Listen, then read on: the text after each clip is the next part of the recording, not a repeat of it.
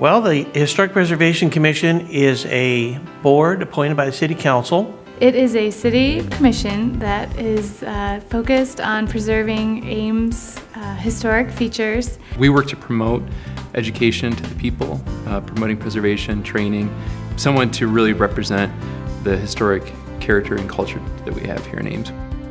The act that really kicked off all of the historic preservation districts in the United States was signed in 1966, and at that time it was a reaction to try to save all these beautiful Victorian neighborhoods that were being demolished for urban growth. The commission was established in 1988, and then the first historic district, and our only historic district, local historic district, is the Old Town Historic District.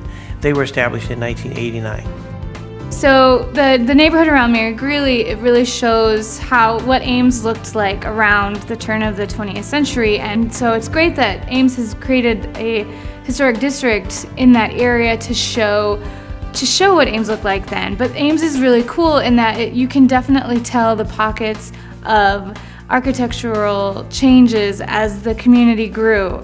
The Old Town Historic District was initiated by the Old Town neighborhood. They requested that City Council designate their neighborhood as an historic district. And the Old Town Historic District is not only a local historic district, it's also a national historic district. To become a national historic district, there's quite a lot of information that needs to be put together for background information that's reviewed by the State Historic Preservation Office and then passed on to the National Park Service, who makes the final determination on whether something is listed on the National Register as a district or a landmark. So the Old Town Historic District is focused on saving those houses, which is the most historic neighborhood.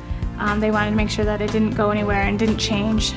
It involved quite a lot of work to develop design guidelines for that area and design criteria based on the architectural styles. So materials and the architectural style are the things that the commission really looks at.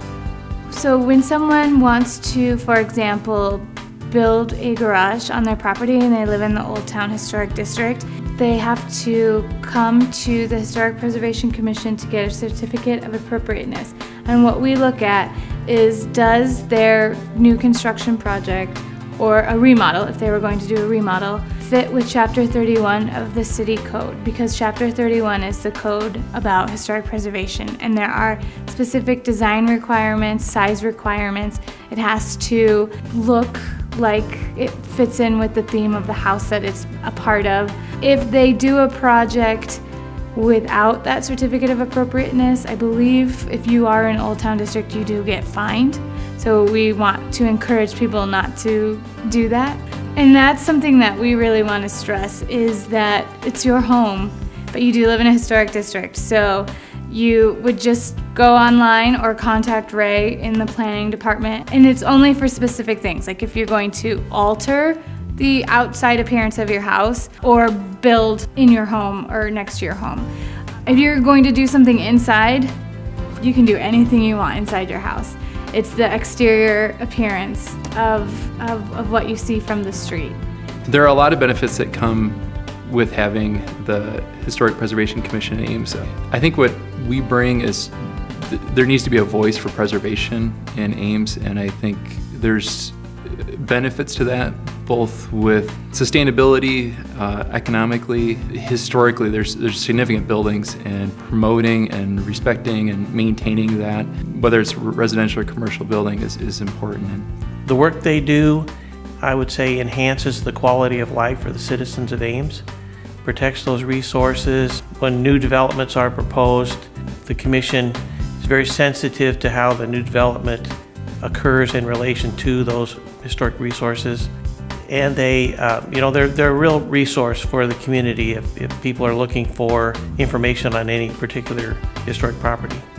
My master's degree is in historic preservation, and I was very involved in adaptive reuse projects in Boston when I lived there and when I was in grad school.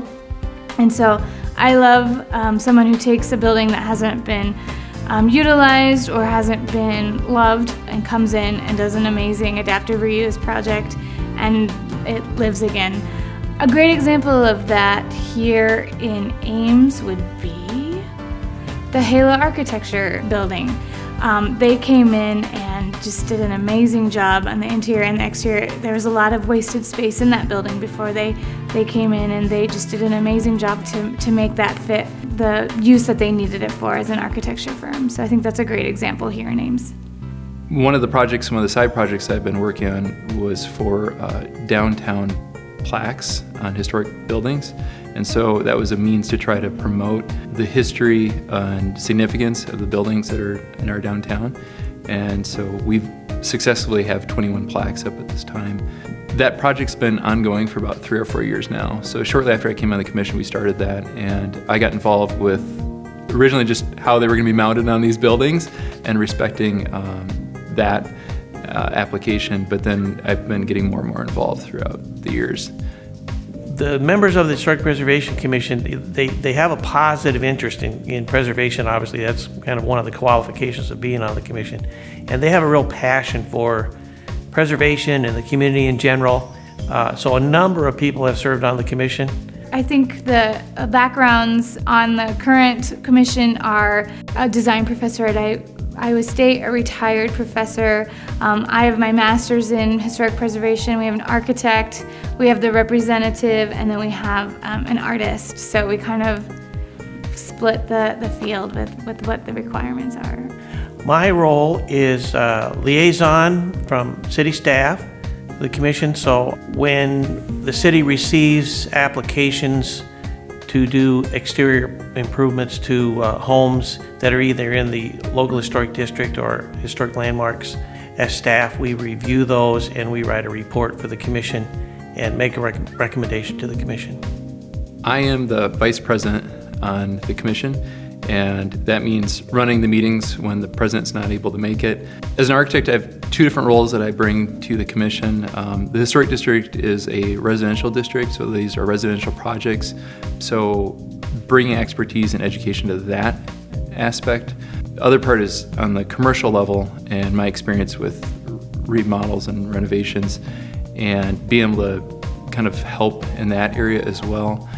I'm the chair of the Historic Preservation Commission, so every month when we meet, I start us off, get us going. I meet with city staff when there are issues that are going to be on the agenda that need more attention, and I'm kind of the spokesperson for the commission as well out in the community when we do the preservation awards in the second April City Council meeting every year. I'm the one that participates in that. And then we also do have the mayor do a proclamation for May at that meeting, which is May is National Historic Preservation Month. The meetings are held once a month on the second Monday of each month at 7 p.m. in the City Council chambers here in City Hall. Anyone can come. We do have visitors come quite often. Sometimes we have special events for training and things and education, but other times it's just people like to know what's going on. We always have an open forum, so if someone has a question about something or wants to share something, they can come in and share at that time. We talk about if there's something on the agenda that is a certificate of appropriateness, we talk about that. We talk about fun budget conversations. Occasionally, they'll bring in speakers for educational opportunities. They may bring a speaker in to talk about how to research the history of your own home.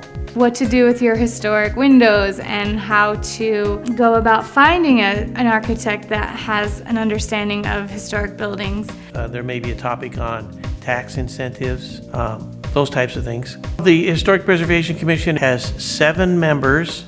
6 are residents of Ames with a positive interest in historic preservation.